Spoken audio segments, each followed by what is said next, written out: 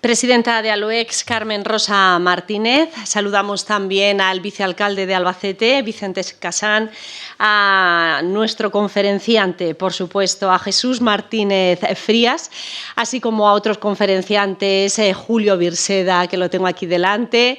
Me disculpan si hay alguno más y desde aquí no logro alcanzar verle. Y a todos ustedes, señoras, señores, como siempre, muy buenas tardes y bienvenidos, bienvenidas a la 14ª ya conferencia dentro de este ciclo de conferencias Esperanza, Cultura y Experiencia. Con la conferencia de hoy, ya se lo adelantábamos la semana pasada, nos vamos a ir muy lejos. Pero muy lejos. Ya saben que la semana pasada llegamos hasta las Américas, como se suele decir, pero hoy nos hemos marcado el reto de llegar ni más ni menos que a Marte. No vamos a ir solos, eso no, porque nos guiará en este viaje el geólogo planetario Javier Martínez Frías, al que le agradecemos enormemente su conferencia y el que haya querido trasladarse hasta Albacete para pronunciarla. Muchísimas gracias por doble partida. Les voy a presentar a Jesús Martínez Frías. Él es doctor en Ciencias Geológicas, jefe del Grupo de Investigación de Meteoritos y Geociencias Planetarias del CSIC en el Instituto de Geociencias. Es también responsable del Laboratorio de Geociencias de Lanzarote, fundador y presidente de la Red Española de Planetología y Astrobiología y miembro del Comité Asesor de la Comisión de Astrobiología de la Unión Astronómica Internacional. Es profesor honorífico del Departamento de Bioingeniería e Ingeniería Aeroespacial de la Universidad Carlos III de Madrid y colaborador científico del Planetary Habitability Laboratory, PHL, de la Universidad de Puerto Rico en Arecibo. Es miembro de los equipos de ciencia de las misiones de Marte, Curiosity, la digo así porque a todos nos es más conocida, pero también de la NASA Mars 2020 y ESA ExoMars, además de colaborador en el proyecto BioMex de la ESA, Estación Espacial Internacional. Podríamos seguir, pero como siempre decimos, lo dejamos aquí y si ustedes quieren ahondar un poquito más en la trayectoria profesional de nuestro conferenciante de hoy, pueden hacerlo. Bien, Marte, como nos contará el doctor Frías, es el primer destino planetario de la humanidad en su salida al espacio y la geología planetaria está jugando un papel fundamental en el conocimiento de la Luna, Marte y otros cuerpos planetarios de nuestro sistema solar. Nuestro conferenciante nos contará la importancia de las investigaciones para abordar aspectos astrobiológicos relacionados con la búsqueda de huella de vida pasada o presente y también con la habitabilidad en su sentido más amplio. Bien, de todo esto y otras cosas más nos hablará nuestro conferenciante de hoy, Jesús Martínez Frías, al que le cedo ya la palabra. Gracias y cuando quiera. Muy bien, pues muchas gracias. Buenas tardes. Muchas gracias por venir. En primer lugar, gracias a ALUEX. Para mí es un placer estar aquí de nuevo. Hoy voy a hablar sobre un cuerpo planetario un poco más lejano que la Luna, que es Marte. Gracias también a las autoridades, al señor vicealcalde, que creo que está aquí también, y bueno, pues a otras autoridades y miembros de ALUEX. A todos ustedes, señoras y señores, muchas gracias, ¿no? Como ha dicho la presentadora, vamos a ir un poco más lejos, ¿no? Y Marte está más lejos, pero como comentaba, es el primer destino planetario al que va a ir la humanidad, ¿no? Yo creo que nosotros vamos a poder ser testigos de ello, si el cuerpo lo permite. Somos la generación del espacio, tenemos la suerte de haber sido la primera generación, por así decirlo, que ha visto la salida del ser humano al espacio con Yuri Gagarin, ya hace más de 60 años. Hemos visto la llegada a la Luna, las llegadas sucesivas a la Luna, porque a la Luna, como comenté, no se había llegado una vez, sino 6, han sido 12 astronautas los que han estado en la Luna y todo parece indicar que vamos a ser testigos dentro de unos años de la llegada de la primera misión tripulada a Marte, ¿no? Las misiones actuales son misiones robóticas.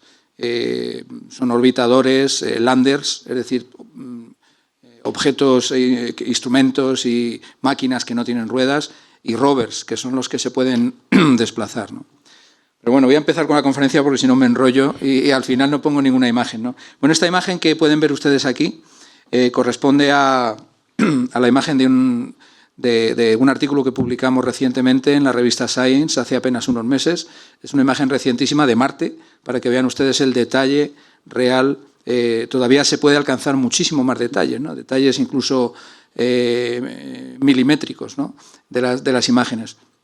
Y bueno, ya explicaré a qué se refiere esta imagen, en donde estamos viendo los sedimentos que ha dejado un delta en un antiguo lago, que es la zona donde está el rover Perseverance, ¿no? Es la misión de la NASA donde me cabe el honor de participar, además de la del Curiosity, en las dos, ¿no? Pero bueno, vamos a comenzar la conferencia. A mí me gusta comenzar siempre con un par de imágenes, y es esta que comentaba al principio, ¿no? Y es que somos la generación que está viviendo esos primeros pasos. La vida, cuando surgió en la Tierra, empezó a colonizar todos los ambientes. O sea, probablemente empezó en los océanos, de los océanos se extendió a todos los mares, los océanos, los lagos, llegó a colonizar la Tierra, la atmósfera, y por primera vez, desde hace apenas 60 años, pues estamos expandiéndonos, estamos extendiéndonos hacia el espacio. Y bueno, a la Luna ya hemos llegado, pero el primer planeta al que vamos a llegar pues es Marte, ¿no? Y esto también conlleva una responsabilidad, ¿no? Es decir, que nosotros estamos siendo pioneros en esta exploración, en esta investigación, y como en toda investigación y exploración que hacemos, debemos intentar hacerlo de la manera más ética posible y, al menos desde el punto de vista científico, pues ofrecer a los políticos, que son los que tienen la capacidad ejecutiva, pues una serie de protocolos de actuación, de unos códigos de buenas prácticas, y un buen conocimiento del tema, para que ellos luego, cuando ejecuten, hagan las cosas lo mejor posible, ¿no? De momento, el espacio es un objetivo para toda la humanidad. Hay un tratado que es el Tratado del Espacio Ultraterrestre, que está coordinado bajo el paraguas de Naciones Unidas, y bueno, pues las leyes se rompen aquí también, se romperán en el futuro en el espacio, pero nosotros tenemos que intentar que esos errores no se cometan, ¿no? Esta imagen también me gusta ponerla, es la imagen del astronauta Karen Niebuhr. Es una imagen, yo creo que paradigmática, porque representa pues cómo nosotros ya podemos ver nuestro planeta desde fuera. Además, una mujer, ¿no? Hace poco ha sido el Día de la Mujer y la Niña Internacional en la Ciencia, ¿no?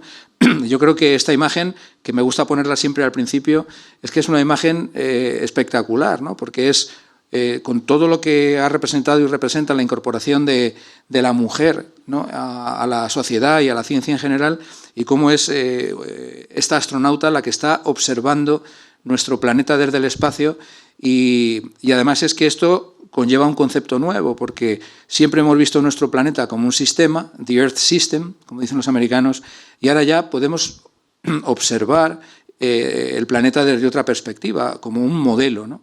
Ya utilizamos nuestro planeta como modelo para buscar otras tierras, para buscar otras vidas similares a las que nosotros podamos encontrar aquí. Y esto probablemente no nos demos cuenta porque estamos inmersos en ese cambio de paradigma que está ocurriendo, que está haciendo que el ser humano migre hacia el espacio. La humanidad se está abriendo hacia el exterior y también el espacio se está abriendo a la humanidad, ¿no? Yo creo que esta imagen del astronauta Karen Niebuhr lo representa muy bien. Bien, entrando ya un poco en materia, la geología planetaria, como ha comentado la presentadora, fue fundada por el profesor Eugene Shoemaker. Se considera uno de los padres o los abuelos de la astrogeología o geología planetaria en los años 60. Este hombre era geólogo y astrónomo y bueno, pues él fue la persona que enseñó y que instruyó a los astronautas de las misiones Apolo, ¿no? Y realmente se considera pues la persona más emblemática en el ámbito de la geología planetaria, ¿no? El fundador. Y bueno, como aquí se indica, pues se encarga de estudiar a distintas escalas el origen, la composición, la distribución y la evolución de la materia condensada en el universo en forma de planetas, satélites, cometas, asteroides y partículas de distintas dimensiones y génesis. Y bueno, se hace de distinta manera, ¿no? Asociada a la geología planetaria ha surgido recientemente otra disciplina o un campo de conocimiento, como me gusta llamarlo a mí, que es la astrobiología. La astrobiología es un campo de conocimiento transversal y se considera astrobiólogo cualquiera que intenta abordar los objetivos de comprender qué es la vida en el marco de la evolución del universo, lo haga desde la disciplina que lo haga.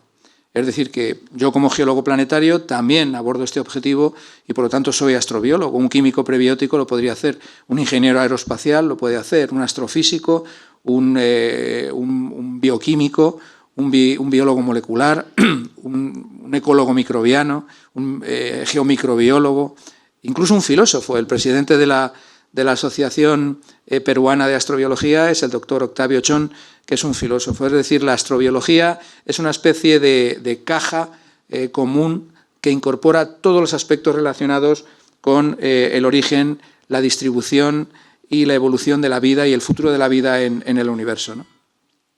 Esta imagen es del Centro de Astrobiología, un centro en el que yo participé también en la fundación. Es un centro mixto del CSIC y el INTA hace ya unos cuantos años, y yo creo que refleja muy bien esa evolución de lo que es la astrobiología, ¿no? Esa explosión inicial que generó las primeras partículas, la formación de galaxias, de nebulosas, los sistemas acrecionales, los sistemas planetarios, la formación de las primeras moléculas orgánicas, el desarrollo y los procesos de acreción y diferenciación de los planetas y lunas, la aparición de los primeros organismos, hace aproximadamente unos 3.800 o 4.000 millones de años.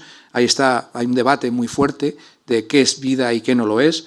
Y luego, pues esa vida que ha ido evolucionando después de casi 4.000 millones de años, a la par que nuestro planeta, hasta llegar al momento actual, donde una persona, representada aquí, con una antena y con la tecnología, intenta ver si ese proceso ha podido ocurrir en algún otro lugar del universo. Eso es la astrobiología, es decir, la astrobiología es una especie de plaza a la que se puede llegar desde distintas calles, desde distintas disciplinas, ¿no? Y estos son los dos aspectos o los dos campos de conocimiento que se van a abordar aquí en esta charla, el de la geología planetaria y el de la astrobiología. Marte, bueno, esta es una imagen de una película, de la película de The Martian, que está bastante bien hecha, podemos comentar, pero Marte constituye ese primer paso de la humanidad hacia otro planeta y, como comentaba al principio, conlleva numerosos aspectos ligados a la ciencia, a la tecnología y también a otra serie de cuestiones éticas, ¿no? Y el primer destino astrobiológico del siglo XXI. Las misiones planetarias, sobre todo las misiones a Marte, nos están indicando que la geología es fundamental, porque cuando salimos a la Luna, a Marte, a Plutón, a Europa o a Venus, lo que tenemos son minerales, rocas y afloramientos. Y nosotros, los geólogos, podemos leer en las rocas, podemos ver en las rocas qué es lo que los procesos que las han formado, ¿no? Y estudiando las rocas, estudiando los minerales, podemos saber si se han formado pues, en un lago, en un río, en un volcán, en una zona hidrotermal, y por lo tanto podemos determinar las condiciones antiguas de habitabilidad mayor o menor de ese lugar. Y esto es fundamental cuando estás buscando vida. Cuando estás buscando vida y quieres aplicar una serie de biomarcadores para encontrar esa vida pasada o presente, es fundamental saber en qué ambiente estabas. Si estabas en un ambiente volcánico, o estabas en un ambiente oceánico, lacustre o fluvial, ¿no? Si había agua o no la había. Si estabas en un desierto o en una zona de torrentes, ¿no? Y por eso la geología está siendo muy importante, está siendo crucial en la exploración sobre todo de Marte, ¿no? Y además estamos viendo una cosa, y es que los principios geológicos, al menos en los planetas terrestres, y las leyes geológicas también son aplicables.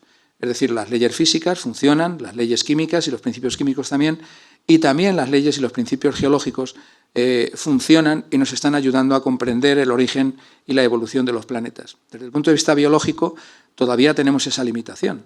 No tenemos ningún otro ejemplo con el que comparar. Es decir, desde el punto de vista geológico podemos comparar una roca de Lanzarote o de Albacete con una roca de la Luna o de Marte o de Venus. Pero desde el punto de vista biológico, el único ejemplo de vida que tenemos es la vida de la Tierra hasta el momento, ¿no? Es verdad que estamos empezando nada más, ¿no? Estamos sacando la cabeza del huevo, por así decirlo, y el universo es inmenso, ¿no?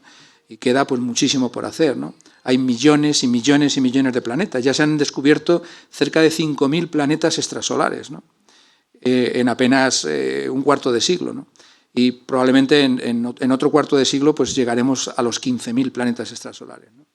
y puede haber trillones, porque hay miles de millones de galaxias y cada una tiene miles de millones de estrellas con trillones y trillones y trillones de planetas. Por lo tanto, debemos ser muy humildes, muy modestos y ser conscientes de nuestras limitaciones. O sea, de momento nosotros solo nos podemos centrar, a no ser que haya una auténtica revolución en el campo de la ingeniería, nos podemos centrar en el próximo medio siglo o en el próximo siglo en lo que se llama el espacio cercano a la Tierra, que es la Luna, Marte y los asteroides. Ir más allá de Júpiter va a ser complicado, los viajes son larguísimos. Solamente a Marte el viaje son unos 6 meses de ida y unos 6 meses de vuelta, ¿no? Con todo lo que ello conlleva. Bueno, voy a seguir, que si no me enrollo. Bien, para estudiar Marte, se estudia Marte desde 4 perspectivas o apoyándonos en 4 grandes pilares, ¿no? Uno es estudiando los meteoritos de Marte. Hay grandes impactos que han ocurrido contra la superficie de Marte, igual que en la Tierra o en la Luna, que eyectan material de Marte y algunos de ellos han llegado a la Tierra en forma de meteoritos marcianos. Esto es otra disciplina muy complicada, no se descubrieron hasta hace poco tiempo porque no se sabía que podrían ser de Marte, pero una vez que conocemos ya las características litológicas de los materiales de las rocas de Marte, pues sí podemos saber y establecer comparaciones muy rigurosas en base a la mineralogía, la geoquímica y la composición isotópica, sobre todo, que es la prueba del algodón de esas rocas que sabemos que son marcianas, ¿no? Los meteoritos de Marte son básicamente de 3 tipos. No le voy a decir los nombres, son shergotita, naclita y chasignita. La shergotita se llama así porque cayó en Shergoti, en la India, la naclita porque cayó en Najla, en Egipto, y la chasignita porque cayó en Chasigny, en Francia. Entonces, estos 3 tipos de meteoritos marcianos son los que dan nombre a aproximadamente un centenar de ejemplares que ya se han descubierto y sabemos que existen y están perfectamente catalogados. Otra forma de estudiar Marte, obviamente, son las misiones. Las misiones marcianas con los orbitadores, los landers, los aterrizadores y los rovers, los que pueden moverse, ¿no? Otra forma de estudiar Marte es mediante lo que se llaman las cámaras de simulación de ambientes planetarios. En este caso, las cámaras de simulación de ambientes marcianos, ¿no? Son cámaras, esto es una cámara del Centro de Astrobiología, una zona de las cámaras donde nosotros podemos simular las condiciones de Marte en cuanto, pues, por ejemplo, temperatura, la presión atmosférica, la radiación ultravioleta, y podemos hacer experimentos utilizando, pues, minerales, rocas o incluso microorganismos, salvando las distancias como si estuviéramos en el planeta rojo, ¿no? Como si estuviéramos en Marte. Y de alguna manera nos sirve también, pues, para validar conceptos científicos, para validar tecnología, etcétera, etcétera, ¿no? Y finalmente hay una cuarta manera o un cuarto pilar para estudiar Marte, que son los análogos planetarios, los análogos de Marte en este caso, ¿no? Esta es una imagen de Lanzarote, que es donde estamos trabajando ahora. Entonces, bueno, ya veremos a ver cómo los análogos están siendo una pieza fundamental, porque son zonas especiales de la Tierra donde nosotros podemos, pues, probar prototipos y, bueno, ya les comentaré porque vamos a abordar este tema con más profundidad. Bien, en esta otra imagen pues he puesto un resumen, una síntesis de las principales misiones, ¿no? Los Viking de los años 70, los Mars Pathfinder, para que vean ustedes cómo ha ido evolucionando todo esto, ¿no? Los Pathfinder, los rovers MERS, que son los Mars Exploration Rover, el Spirit y el Opportunity, que son dos rovers gemelos que llegaron a Marte en el año 2004, los orbitadores como la Mars Global Surveyor, la Mars Express, la MRO, la Mars Odyssey, que también son importantísimos porque permiten la comunicación entre el rover o el aterrizador con lo que hay orbitando alrededor de Marte, y desde allí envían la información a los satélites que hay en la Tierra y nos llega a nosotros. Otro lander que fue muy interesante y muy importante fue el lander Phoenix, que aterrizó en el 2007 en el polo norte de Marte y además pudo escarbar con la pala por debajo del suelo marciano, que se llama regolito marciano, y pudo encontrar hielo. O sea, detectó el hielo, que estaba a unos pocos centímetros, que se había ya detectado desde los orbitadores, y lo analizó y vio que además era hielo de agua. Es decir, en Marte hay agua de distintas formas, como veremos ahora, ¿no? Luego ya el MSL, el rover Curiosity. Yo me incorporé a la misión del Curiosity ya hace 18 años, en el año 2004, cuando estaba en el Centro de Astrobiología. Ya llevo 8 años en en el Instituto de Geociencias, y me incorporé a través de un instrumento que es el instrumento REMS, que es una estación ambiental liderada por el Centro de Astrobiología, que tiene otras estaciones ambientales en el InSight, en el lander que está a la derecha, y también en el Perseverance, ¿no? Otra estación que se llama MEDA. El Centro de Astrobiología es una auténtica potencia internacional española en el ámbito de las estaciones ambientales o estaciones meteorológicas, ¿no?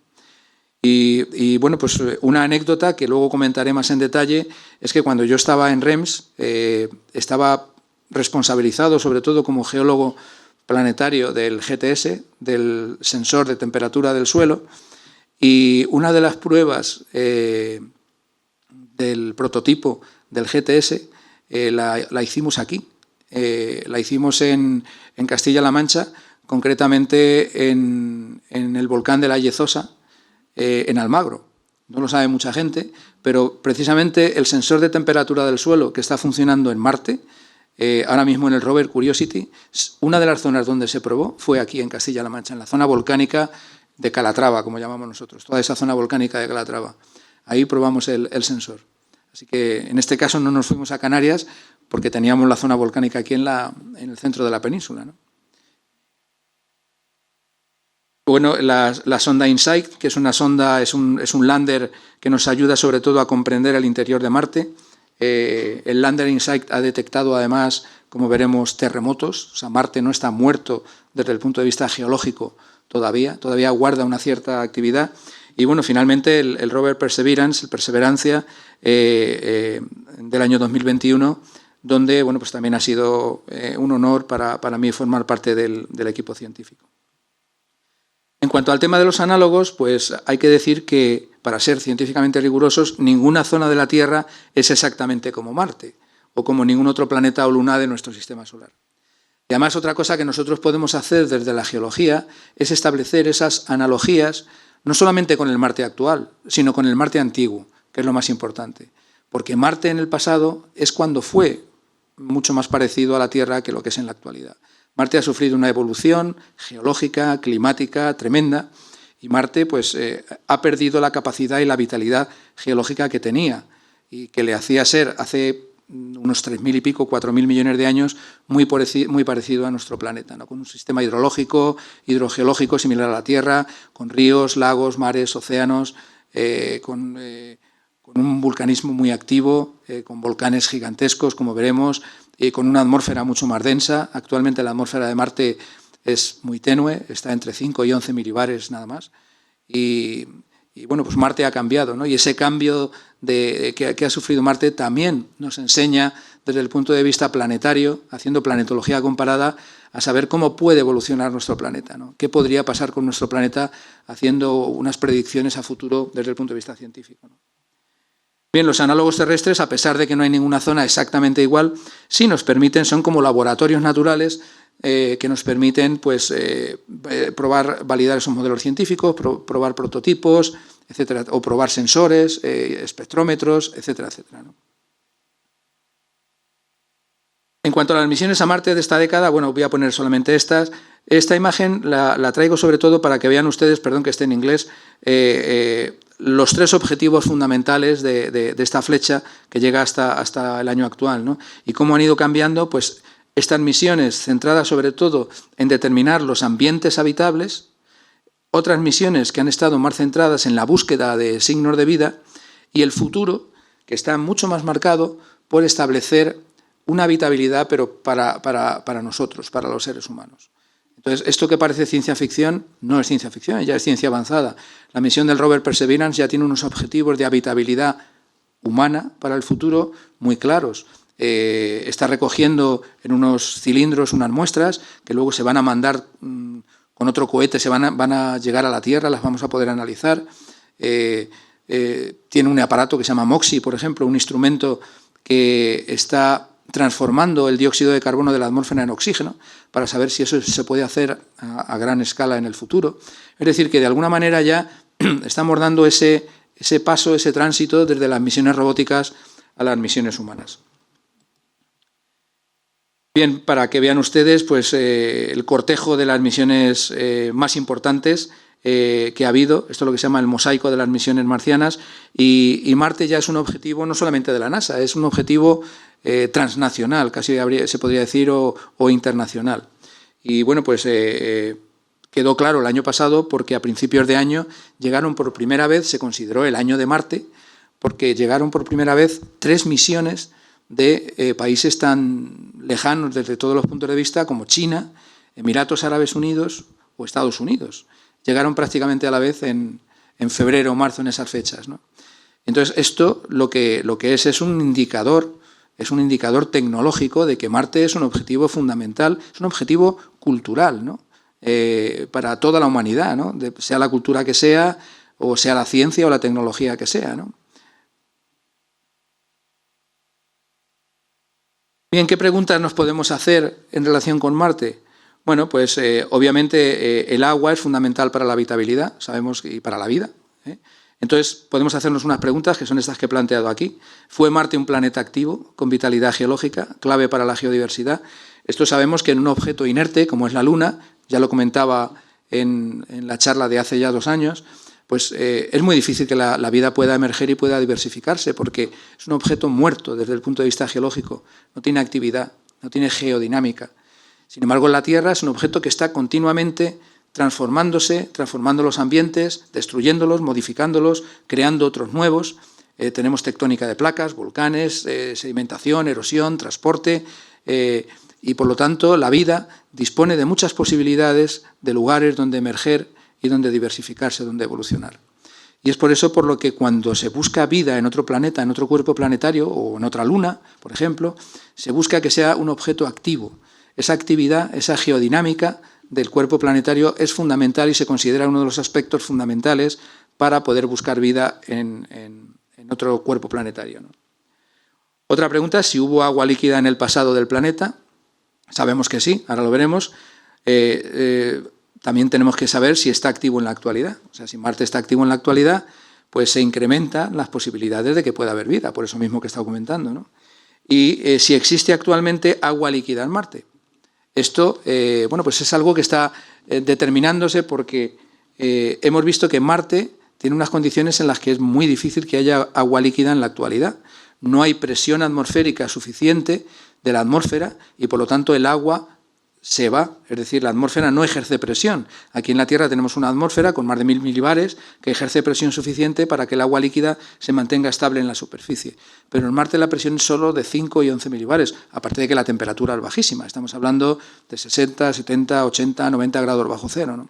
Sin embargo, hay una posibilidad que indica que podría haber no agua líquida, pero sí una pequeña escorrentía superficial o subsuperficial muy efímera, como comentaré, ¿no?, más adelante.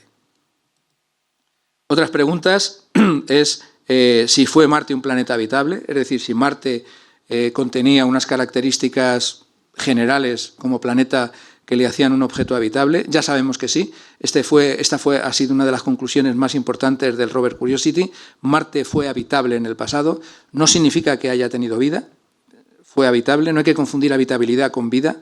Un planeta puede ser perfectamente habitable, puede tener incluso agua líquida y la vida puede no emerger o no evolucionar, o puede emerger y pararse. Por lo tanto, son 2 conceptos que ojalá fuera así, ¿no? Nosotros somos los primeros interesados en hacerlo, pero siendo científicamente rigurosos hay que diferenciar claramente entre habitabilidad y vida. Bien, otra pregunta que podemos hacer desde el punto de vista científico es si hubo en el pasado vida en Marte. Es decir, ¿vamos a ser capaces de saber si hubo vida en el pasado en Marte? ¿Podemos detectar esos biomarcadores, esas huellas, esos signos de vida pasada? ¿Somos capaces? ¿Con qué instrumentos lo podemos hacer? ¿Podemos hacerlo ahora con el rover Perseverance, por ejemplo? La pregunta es si Marte es actualmente un planeta habitable. Es decir, Marte sabemos, como acabo de comentar, que ha cambiado, se ha transformado, ¿no? Pero Marte todavía reúne en determinadas zonas unas posibilidades de que haya vida o de que sea habitable. En la superficie probablemente no, porque la superficie es muy hostil, la radiación ultravioleta es tremenda, quema, abrasa todo, está entre 200 y 400 nanómetros, es decir, es una radiación muy lesiva que prácticamente destruye los compuestos orgánicos. Pero ¿y qué pasa por debajo de la superficie? Aquí en la Tierra sabemos que hay microorganismos y organismos que son capaces de sobrevivir, los microorganismos endolíticos, por debajo de la superficie o dentro de las rocas. Entonces, en ese sentido hemos hecho experimentos, por ejemplo, en las cámaras de simulación, que les mostraba al principio, y hemos visto que con tan solo una pátina de basalto, que es una de las rocas más típicas de Marte, de 300 micras, es decir, no llega ni a 1 milímetro, ya no llega a esa radiación ultravioleta. Por lo tanto, una colonia de microorganismos que pudiera estar viviendo por debajo de la superficie podría estar perfectamente escudada de la radiación gracias a esa pátina de basalto, ¿no? Bueno, y finalmente, la última, ya no hacemos más preguntas, ¿no? Ya hacemos otras que hay que decir que no todo el agua de Marte es igual. Parece que en Marte el agua es igual, pero igual que aquí en la Tierra no todo el agua es igual. Si Marte ha estado activo y ha tenido muchos ambientes, pues el agua también ha sido diferente. No es lo mismo el agua que hay por debajo del suelo de Marte en forma de hielo que el agua que está atrapada en los minerales, como el yeso, que hay yeso en Marte, que es un sulfato de calcio con 2 moléculas de agua marciana, o el agua que hay en los polos, en el polo norte y en el polo sur. Es decir, no todo el agua de Marte es igual, no todo el agua de Marte representa los mismos procesos, los mismos ambientes y las mismas condiciones de habitabilidad. No todo el agua de Marte es de la misma edad, hay un agua más moderna y un agua más antigua, y es fundamental saber si actualmente, al igual que ocurre en la Tierra, el agua forma parte de un proceso dinámico. ¿Existe en Marte un ciclo del agua? Si existiera algún tipo de dinámica, una ciclicidad en algún proceso, eso también haría más viable la existencia de esa habitabilidad y la posibilidad de que emergiera la vida, ¿no? Y es, por lo tanto, muy importante saber si el agua forma parte de un ciclo, ¿no? Esto es lo que comentaba antes en este esquema. Esto era Marte, como era en la antigüedad, y así es como es en la actualidad, con 2 polos helados, un objeto mucho más muerto desde el punto de vista geológico. Y en este esquema podemos ver pues, que tenía ríos, lagos, mares, volcanes, océanos, sistemas hidrotermales con aguas calientes y, por lo tanto, las posibilidades de existencia de vida durante los primeros 1.000 millones de años de evolución de Marte. Marte tiene una edad muy parecida o la misma edad que la Tierra. Todos los planetas terrestres se asume que se formaron prácticamente al mismo tiempo: Mercurio, Venus, la Tierra y Marte. La Luna, como vimos, se formó un poco después por el impacto de un objeto contra la Tierra, unos 500 millones de años después, pero todos los planetas terrestres se formaron en la misma edad. Marte es más pequeño que la Tierra y, por lo tanto, se enfrió antes que la Tierra y adquirió esas condiciones de habitabilidad antes que la Tierra. Y durante aproximadamente 1.000 millones de años, esto se ha visto, está datado, pues ha tenido agua líquida, incluso durante más tiempo. Por lo tanto, tenemos unos 1.000 millones de años para que la vida haya podido emerger en un sistema muy parecido al de la Tierra. Sabemos que en la Tierra la vida empezó aproximadamente a los 4.000 o 3.800 millones de años, ¿no? O 3.500, ¿no? Es decir, que si la Tierra tiene 4.550 millones de años, esto está datado, ¿no? Por métodos radiogénicos, hemos tenido unos 1.000 millones de años en la Tierra en los que no ha habido vida. Ha aparecido a los 1.000 millones de años aproximadamente, o a los 500 millones de años, si es que damos por válidas esas primeras huellas de vida a los 4.000 millones de años. Por lo tanto, estamos ahí en un límite muy impreciso, intentando ver si en Marte pues, ha ocurrido lo mismo. No sé si les he hecho un lío con los millones de años, pero bueno. Bien, este es otro aspecto interesante de Marte, y es que, al igual que la Tierra es un sistema interactivo, la Tierra es un sistema interactivo en el que todas las esferas, por así decirlo, la litosfera, la atmósfera, la biosfera, la criosfera, la hidrosfera, están en continua interacción. Lo que ocurre en un sitio afecta al otro, ¿no? Nosotros ahora, como parte de la biosfera, es obvio que estamos afectando negativamente a todo, ¿no? Estamos afectando negativamente a la hidrosfera, a la biosfera, estamos esquilmando los ecosistemas, estamos contaminando los mares, los océanos, la atmósfera. Es decir, que lo que ocurre en las esferas que constituyen un objeto activo, pues repercute entre unos y otros, ¿no? Y esto es lo que ocurría en Marte. En Marte teníamos un vulcanismo activo y, bueno, aquí en la Tierra les muestro esta imagen del volcán Calbuco de Chile, de esta erupción. Bueno, acabamos de ver la de La Palma, ¿no? Pero en esta erupción, donde tenemos plumas de vapor de agua o de dióxido de carbono que llegan hasta la estratosfera. Es decir, y lo que hacen estas plumas volcánicas es aportar volátiles, aportar compuestos a la atmósfera en este caso terrestre, pero cuando ocurría en Marte a la atmósfera marciana.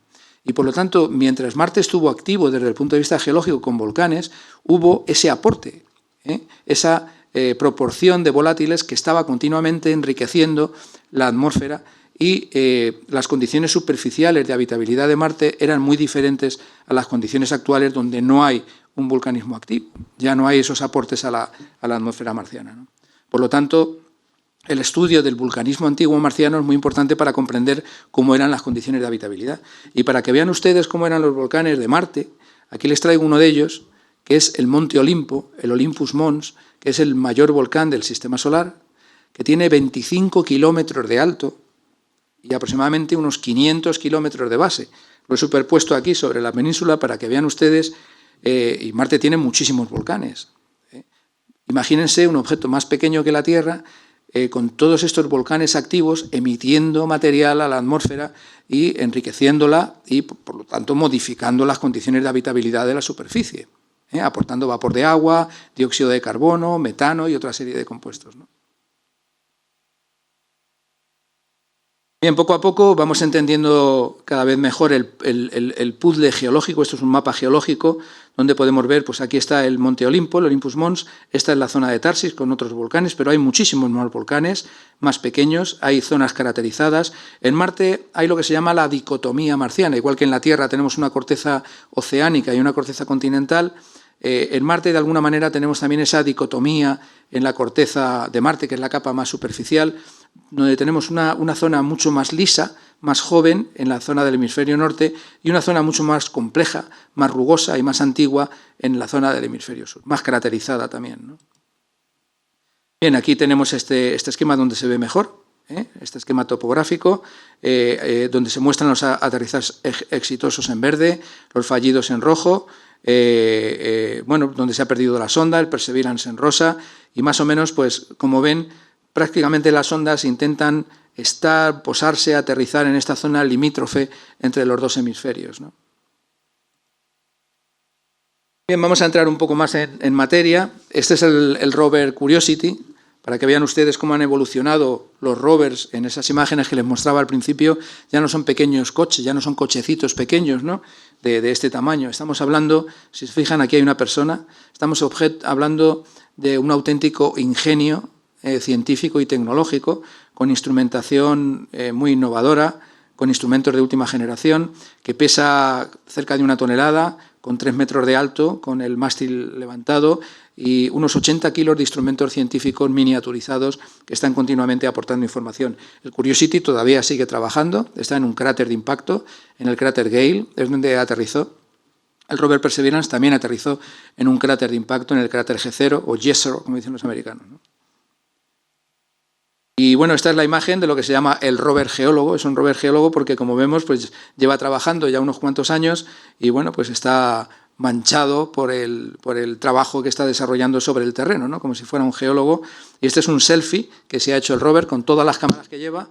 Ha podido hacer un montaje, después han hecho un montaje y se ha hecho un selfie. Bien, el rover Curiosity también, el Perseverance también, puede hacer pequeñas perforaciones.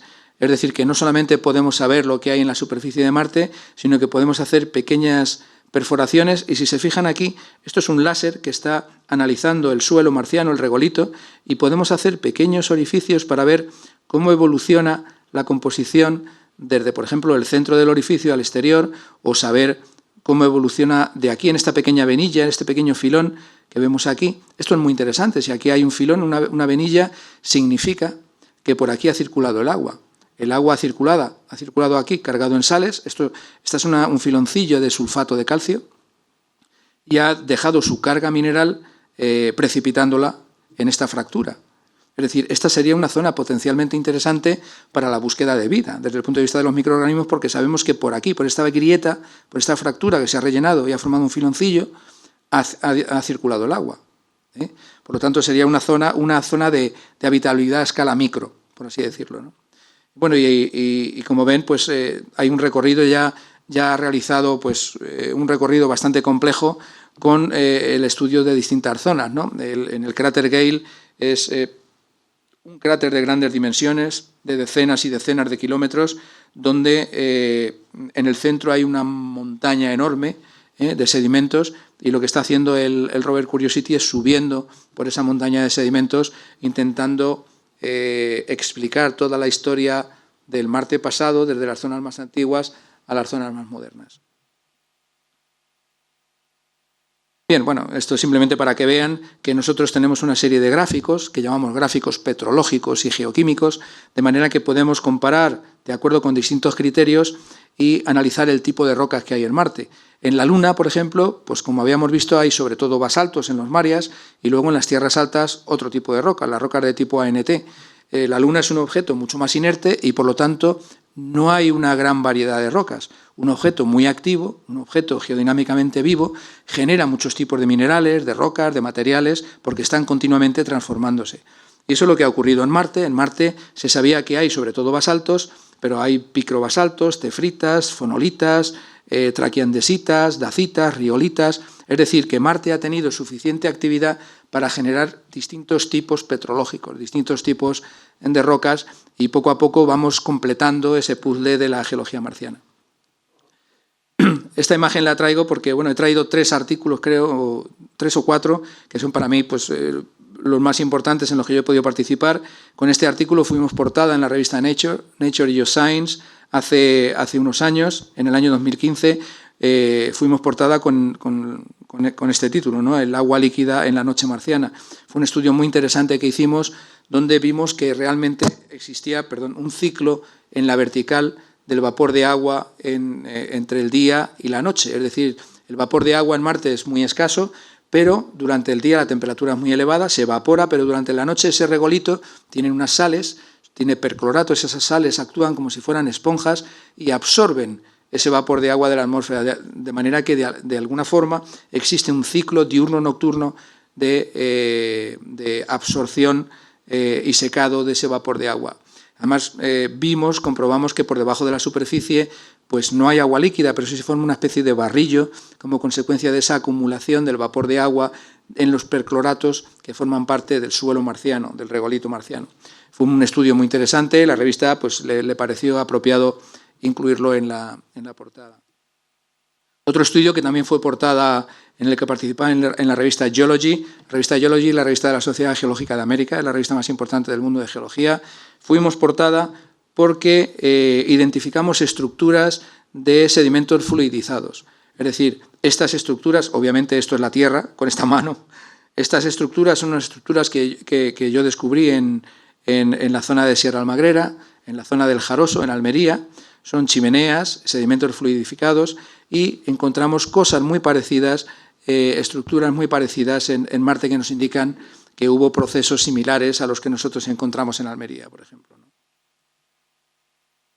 Bien, vamos a avanzar un poquito más. Este es el módulo InSight, que llegó en el año 2018, vamos acercándonos ya más en el tiempo, hace tan solo 4 años, que es el acrónimo de Exploration Using Seismic Investigations, Geodesy and Heat Transport. No tiene ruedas, tiene solo patas, pero lo que pretende es saber si Marte, estudiar en profundidad si Marte todavía está activo, estudiar la actividad de Marte. Y bueno, pues curiosamente se vio, esto es de hace 1 año y pico, casi 2, que había tenido ya 174 terremotos, pero ya ha identificado más de 300 y pico terremotos en Marte, lo que nos indica que Marte de alguna forma en el interior todavía conserva energía, ¿no? El que tuvo, retuvo, ¿no? Como se dice, ¿no? Entonces todavía conserva algo de energía y podemos detectarla gracias a esto nos hace ser positivos también desde el punto de vista de la búsqueda de vida, ¿no? Bien, de las otras sondas que llegaron a Marte en el año pasado, a primeros del año pasado, pues está la Hope de Emiratos Árabes Unidos, que tuvo su inserción el 9 de febrero de 2021. Esta es una imagen espectacular, además la tomó la sonda de Emiratos. Es una imagen espectacular con el Monte Olimpo y la zona de Tarsis. Estábamos acostumbrados siempre a ver imágenes de NASA, ¿no? De la NASA. Y ahora, pues, bueno, algunas de la ESA también, ¿no? Aunque la ESA todavía no hemos puesto ningún rover, ¿no? Orbitador sí, ¿no? Pero no rover. Pero esta foto que han hecho Emiratos, pues es realmente espectacular, ¿no? Y los chinos que son una auténtica potencia espacial y que, bueno, yo no descartaría que los chinos fueran los primeros en poner un hombre, una mujer o una tripulación en Marte, porque llevan una velocidad tremenda, dedican unas cantidades ingentes de dinero a ciencia y tecnología y aunque son muy herméticos, nosotros colaboramos con ellos también en el tema de la Luna, ¿no? Yo creo que lo comenté, ¿no? Con los chinos que habían estado en Lanzarote, que fueron los primeros que consiguieron plantar algo en la Luna, ¿no? Algodón, ¿no? Una planta de algodón, ¿no? Pero llevan una velocidad tremenda y esta es la Tianwen-1 en China, que también se insertó en febrero. El aterrizaje fue en mayo en Utopia Planitia y bueno, pues fue una plataforma, el aterrizaje es distinto y luego el rover pues se mueve, baja, desciende de esta plataforma. Para que vean ustedes el tamaño del rover chino, no es nada pequeño tampoco.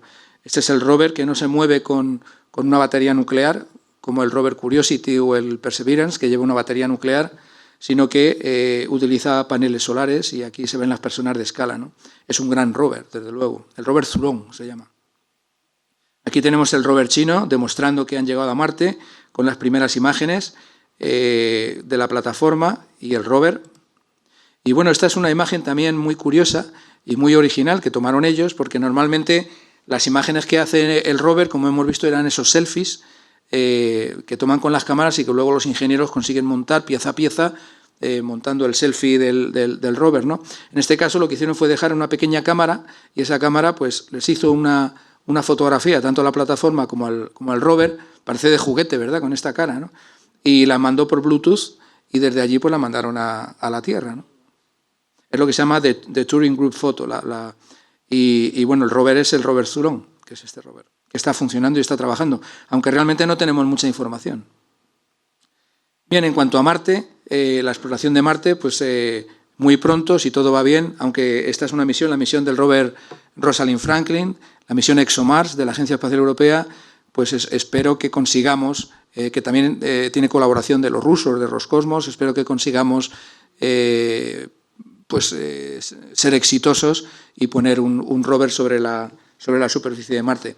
A mí me cabe también el honor de participar en esta misión, si el cuerpo lo permite, y la familia, que es asociada a un espectrómetro que lleva el rover para analizar minerales y rocas. Bueno, este es el rover Perseverance. Como ven, es muy parecido al rover Curiosity, pero solo es parecido desde el punto de vista exterior. Desde luego, todos los instrumentos que lleva suponen una innovación extraordinaria. Es un poco más pesado, pesa 1025 kilos y bueno, pues lleva unos instrumentos que son impresionantes, ¿no? Aquí vemos que el rover además tiene colaboración internacional.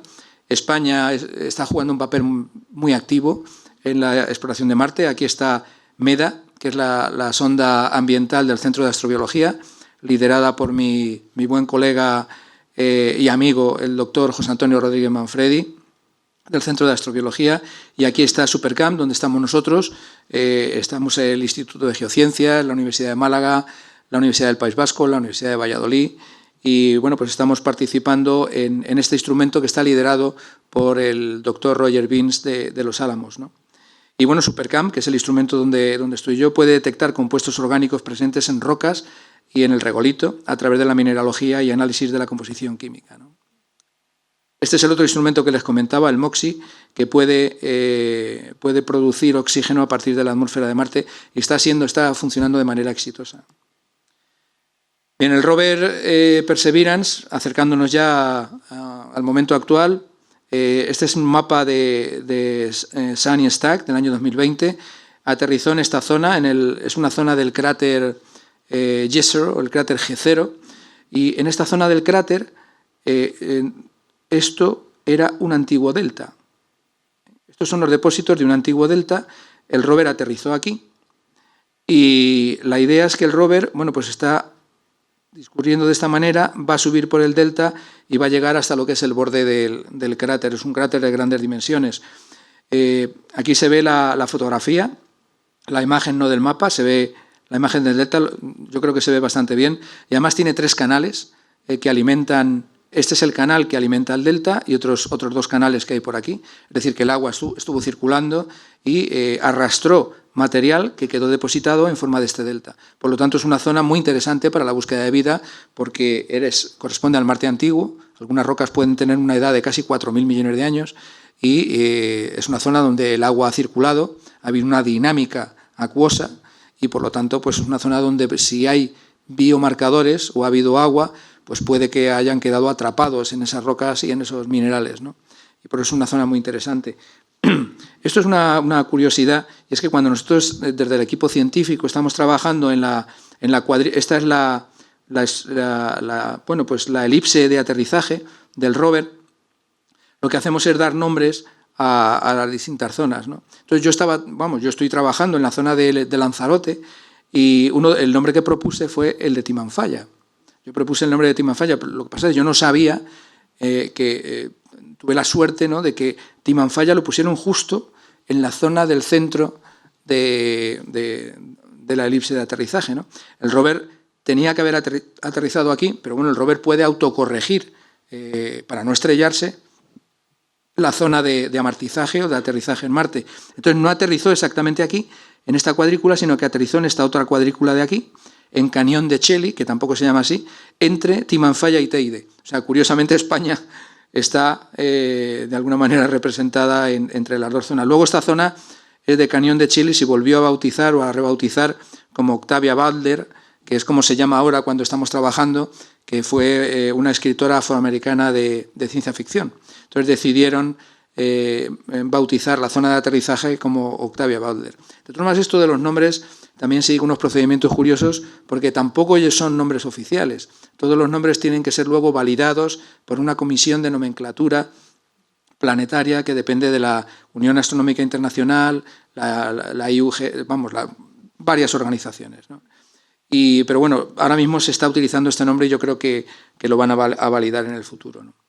Bien, simplemente ya ponerles unas imágenes del aterrizaje que pudimos vivir el año pasado en directo, casi como si fuera un documental, una película. Esta es una imagen en la que la grúa descuelga unos cables, el rover está en esta zona. Esta es una imagen que se ha podido tomar de abajo a arriba, desde el rover hacia la grúa, y esta es la imagen de arriba a abajo, ¿no?, desde la grúa hacia el rover, donde se ve además toda la distorsión, la perturbación del terreno en la zona de aterrizaje, ¿no? Estas son primeras imágenes, como vemos es muy parecido a las zonas volcánicas, a las zonas basálticas. Esta la he traído, es muy bonita, ¿no? Esta es una puesta de sol. Esta es la zona donde se ve estos pequeños montículos que se ven aquí, son el frente del delta. El rover se encuentra aquí, en lo que era un paleolago, un lago enorme de casi 50 kilómetros de diámetro, que rellenaba todo el cráter Jezero. Este es el frente del delta y esto que vemos aquí, estas murallas de roca que vemos aquí, es el borde, el anillo del cráter. Entonces el rover lo que va a hacer es subir por el delta y llegar hasta la parte más superior, hasta la parte del anillo. Ahí es donde estamos, ¿no? Bueno, aquí hay otras imágenes de las rocas, estudiamos las rocas desde, se pueden imaginar ustedes, desde todos los puntos de vista, si son vacuolares, si son vesiculares, si son masivas, qué tipo de composición tienen, si tienen agua, si no tienen agua, si tienen compuestos orgánicos, si están erosionadas por el viento con formas caprichosas, si tienen estrías, absolutamente desde todos los puntos de vista, ¿no? Otro de los instrumentos que lleva asociado por primera vez el rover y que nunca se había llevado a Marte es un dron helicóptero, es el Ingenuity, es este que vemos aquí, es un pequeño ayudante, es un pequeño becario que tiene, ayudante técnico que tiene el rover y bueno, se puede mover, puede volar. Además, esto fue más bien un desafío de la ingeniería porque en Marte la atmósfera es muy tenue y es muy difícil que un objeto vuele en una atmósfera tan tenue que tiene solo entre 5 y 11 milibares, ¿no?, con una composición del 95% de dióxido de carbono prácticamente, ¿no? Y bueno, pues el rover pudo ver y se ha podido ver, ya se han hecho 14 vuelos y bueno, pues esta es la imagen del Ingenuity, ¿no?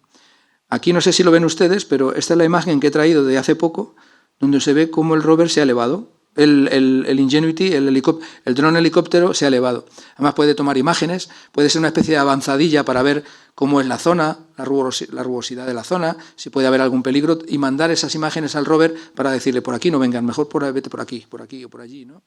Y entonces es como un pequeño ayudante, ¿no?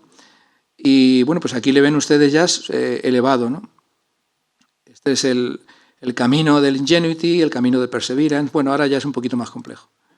Las rocas hemos podido hacer también unos pequeños agujeros, unos pequeños taladros, analizando la composición del material.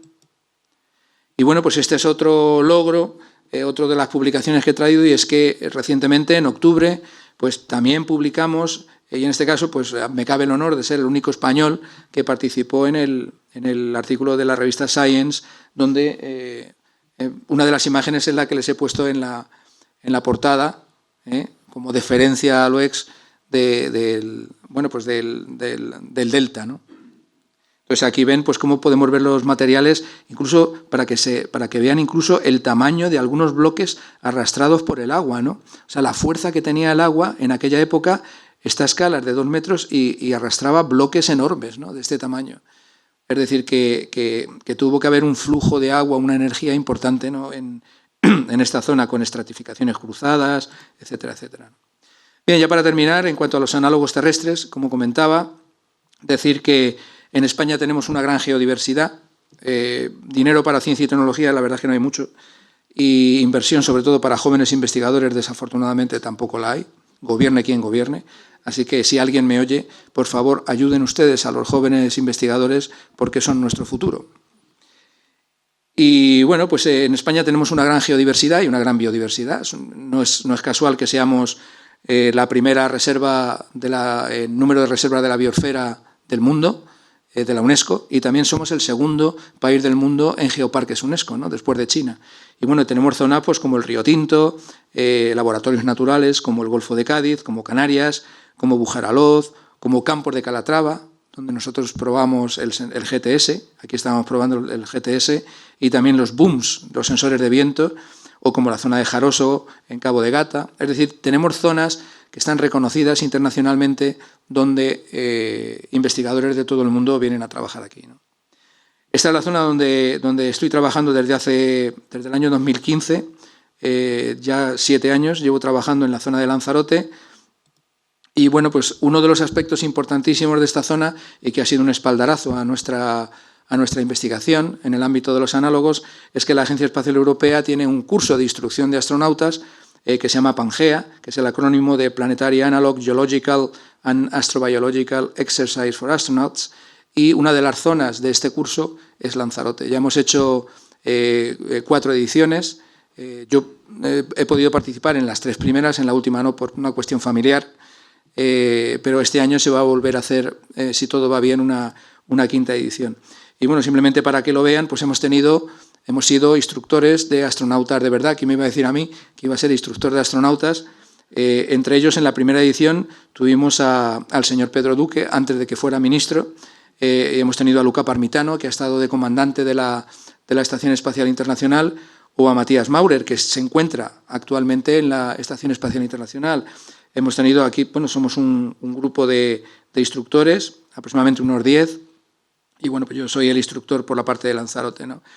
Diseñé una serie de rutas marcianas con las que, bueno, pues los astronautas simulaban estar en otro cuerpo planetario, y también para la Luna, porque Lanzarote, Canarias, también nos sirve para simular algunos materiales de la Luna. Bien, para terminar, decir que poco a poco pues estamos avanzando hacia la primera misión tripulada al planeta rojo, y con ello no solamente seremos la generación del espacio, como ya somos, sino que nos convertiremos en una especie interplanetaria. Y Marte es el primer paso para ir mucho más lejos. Y nada más, muchas gracias por su atención.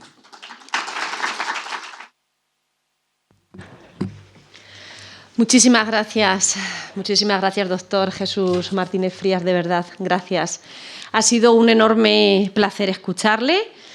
Y yo, bueno, de verdad me han sorprendido muchísimo ciertas afirmaciones como esto de que hay diferentes tipos de agua. Bueno, impresionante el vapor de agua, lo de los deltas, de verdad, impresionante. Bueno, vamos a abrir un turno de preguntas, si le parece, a ver si Si tienen alguna, sí. Ha sido muy interesante, doctor, y erudita su conferencia. Yo le felicito. Entonces le hago una pregunta, de la que casi siempre soy un obseso de este tema, y es la influencia que tiene en todos estos estudios las radiaciones magnéticas. Es un tema que a mí siempre me ha obsesionado, porque pienso que estas radiaciones contribuyen, desvirtúan, afirman o desfiguran muchos de los estudios. Usted, doctor, conteste a este leo aficionado a este tema. Pues sí, además es así, pero desvirtúa, pero está controlado. Quiere decir que hay muchos estudios sobre el magnetismo en Marte. De hecho, hay tesis doctorales, hay un montón de investigaciones. En principio, bueno, se supone, todo parece indicar que Marte sí tenía un campo magnético parecido al de la Tierra, al principio, pero Marte, al perder la geodinámica, la vitalidad geológica, como le ocurrirá a la Tierra, después de, parece que a nosotros nos quedan todavía unos 3.000 millones de años, o sea que alguno no lo veremos seguro. Pero Marte es más pequeño que la Tierra y por lo tanto perdió su energía antes que la Tierra. Los volcanes dejaron de emitir lava y volátiles a la atmósfera y también el campo magnético de alguna manera se paró porque la energía del planeta también terminó. Y al dejar de ser protegido por el campo magnético de Marte, esto lo ha identificado la sonda MAVEN de la NASA, que es otra sonda que ha ido a estudiar precisamente qué es lo que pasó con la atmósfera marciana. Pues entonces la atmósfera de Marte cambió. Era una atmósfera mucho más densa, pero como ya no estaba protegida por el campo magnético marciano, el viento solar, que es un viento protónico, lo que hace es ir barriendo la atmósfera y dejándonos una atmósfera muy residual, que es la que vemos ahora. En Marte, de todas formas, existe ya un mapa, lo puede buscar en Internet, el mapa magnético de Marte, ahora se puede encontrar todo. En el año, yo creo que fueron los primeros estudios en el año 1998, pero en el 2006 se produjo un estudio interesantísimo y se han determinado una serie de anomalías puntuales, una remanencia magnética que todavía existe en Marte y que está muy bien cartografiada. No se sabe a qué se debe todavía. Algunos dicen que pueden ser acumulaciones de minerales magnéticos, como la magnetita, otros dicen que puede ser una remanencia magnética de ese campo magnético antiguo que hubo, pero vamos, no se sabe. En este libro de ciencia o de ficción científica que he publicado hace poco, bueno, pues yo aquí contemplo algunas cosas, ¿no? Ya que está aquí en la mesa lo voy a comentar. ¿Cuál es el ¿no? título, por si alguien está interesado? Se llama La clave de Birmingham y es un libro que pertenece a este caballero que me lo ha traído para que se lo firmara. Y bueno, es un libro que se acaba de presentar, lo presentamos en la Feria del Libro de Madrid, en varios sitios, y es un libro de ficción científica donde existe toda una historia, pero la ciencia que hay es real. Entonces se juega y se explican estos aspectos, ¿no? Mi idea era hacer un libro donde que la gente se pudiera entretener y al mismo tiempo fuera didáctico, ¿no? Que la ciencia que hay es real. Entonces se contemplan las posibilidades de que en Marte todavía puede haber algunas zonas magnéticas muy importantes para el tema de la vida, por ejemplo, ¿no? Pero sí está bien estudiado el tema del magnetismo y además es un tema interesantísimo porque el campo magnético es crucial para la existencia de la vida. ¿Le ha parecido oportuna la pregunta? Muy oportuna. Cierto. Muchas gracias. Gracias. ¿Alguna pregunta más? Sí.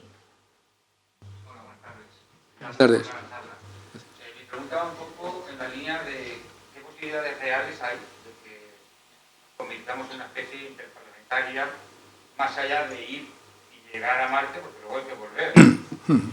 Más o menos ir se puede ir, ya están hilos más ahí con los Starship intentando hacer algo que yo todavía tengo mis dudas de que luego vaya a funcionar, pero ¿y la vuelta?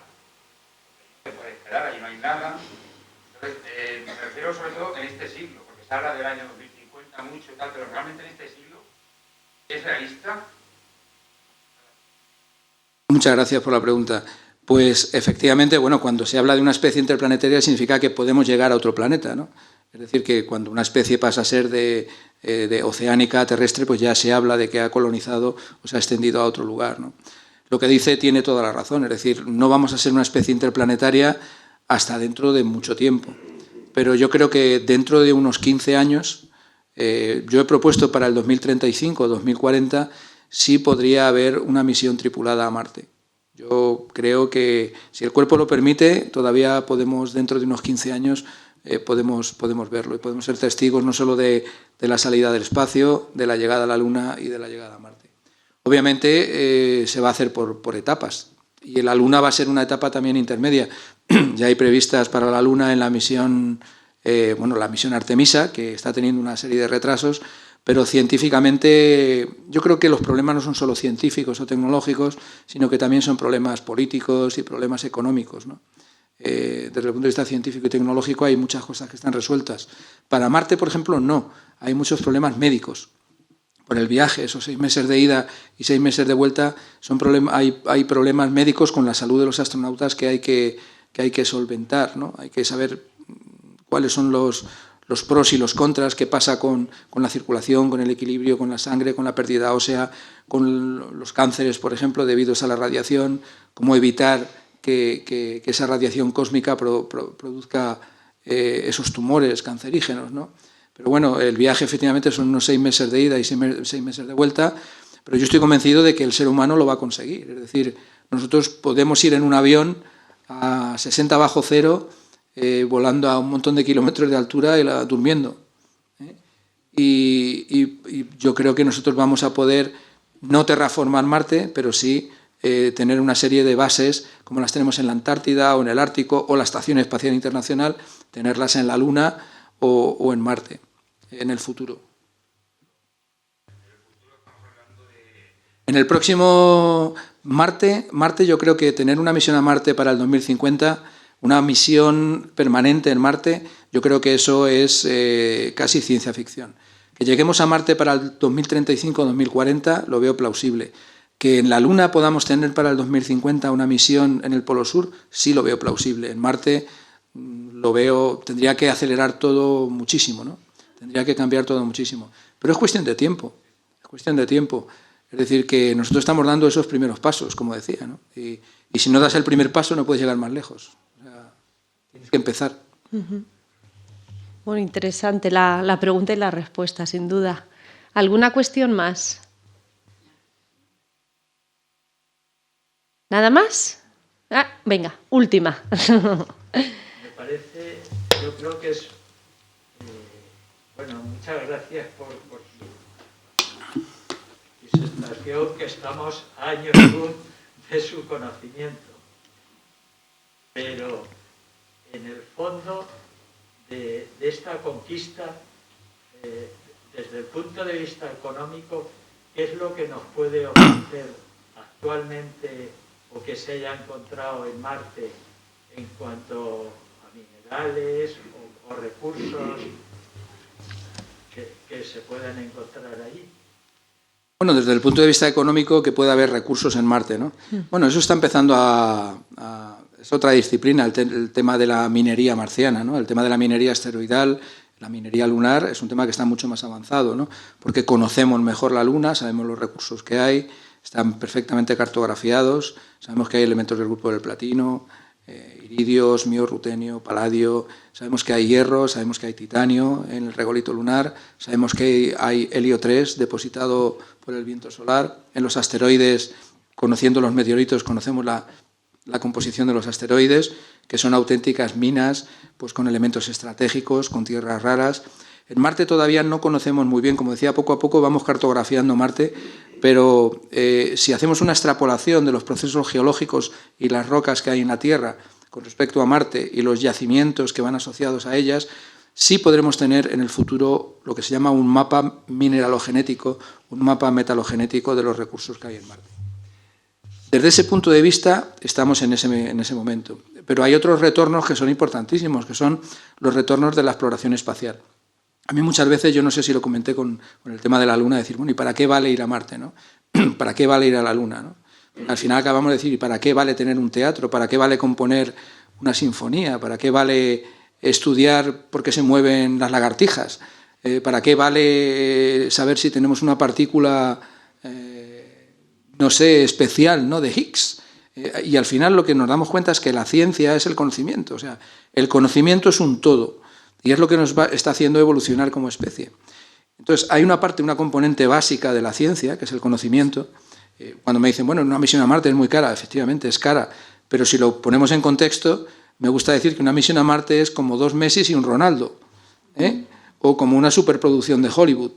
Entonces, si lo ponemos en ese contexto y tenemos en cuenta que en esa misión trabajan 500 científicos, ingenieros de todo el mundo, de todas las edades, que estamos formando las nuevas generaciones, que estamos aprendiendo un montón de cosas y que la ciencia realmente no es un gasto, sino una inversión, porque luego repercute también en aspectos educativos, etcétera, etcétera, pues entonces ya la cosa cambia. Y si además sabemos que todos esos inventos, todas esas innovaciones tecnológicas, las miniaturizaciones, tienen otras aplicaciones, otros retornos indirectos.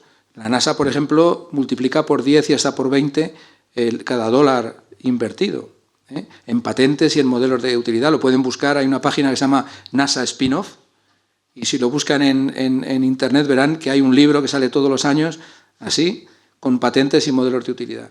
Tienen retornos pues, para estudiar la palma desde los satélites, para ver cómo evoluciona la erupción, cómo se contamina la atmósfera, el tiempo que va a hacer en mi pueblo, los GPS, la nanotecnología, la medicina. Es decir, que la ciencia es un todo. Nosotros la dividimos en partes porque somos incapaces de ser polímatas como era Leonardo da Vinci. Ahora está muy de moda decir que tenemos que ser interdisciplinares, pero realmente eran los antiguos polímatas. Eran eso, ¿no? Eran personas que hacían filosofía, matemáticas, ingeniería, pintura. Es un todo, ¿no? Entonces la ciencia y las artes, yo creo que las ciencias sociales también son tan importantes como las ciencias y las ciencias humanas, como la ciencia y la tecnología. Son como 2 caras de la misma moneda, ¿no? Tan importante es eso como ser capaz de componer una sinfonía, o hacer una fórmula matemática o un poema, o no sé, para mí es todo parte de la creatividad del ser humano que se manifiesta de distintas formas, ¿no? Sin duda. Muy rápida, ¿verdad? Perdón, por mi insistencia, imposible al parecer el viaje a Marte si no se supera la influencia totalmente negativa de lo que siempre hemos hablado anteriormente, de la radiación. La radiación magnética es incompatible, al parecer, según los científicos, con un viaje ahora mismo a Marte. No es el problema que hay ir a la Luna, problema de hueso, problema de bajada de glóbulos rojos o de no sé qué, no sé cuánta y tal. Esto es mucho más importante, trascendente e incluso ahora mismo insalvable, profesor. Bueno, insalvable no, porque a mí me contaba Matthias Maurer, por ejemplo, el astronauta alemán, que estaban pensando ya en el diseño de naves a Marte que generan su propio campo magnético, ¿no?, para proteger de la radiación. Entonces, si conseguimos en el futuro que esa propia nave genere su propio campo magnético, tenemos un pequeño escudo y los astronautas van en el interior protegidos. Pero vamos, yo estoy convencido de que lo vamos a conseguir. Seguro que sí, visto lo visto, ¿verdad? Vamos a pedir a nuestra presidenta, Carmen Rosa, que nos acompañe. Y pedimos también a nuestro conferenciante que se sitúen delante para inmortalizar el momento. Mientras tanto, mucho cuidado que la próxima semana no nos quedamos quietos, ¿eh? Esto de viajar le hemos pillado el gusanillo. Y eso sí, nos vamos a quedar en la tierra. El lunes 21 de febrero, nuestro querido Diego Quirós nos hablará de viajeros cristianos en la Meca del siglo XVI al siglo XIX. Igual, hasta encontramos algún albaceteño que viajara. Muchas gracias. Hasta entonces, disfruten de la semana.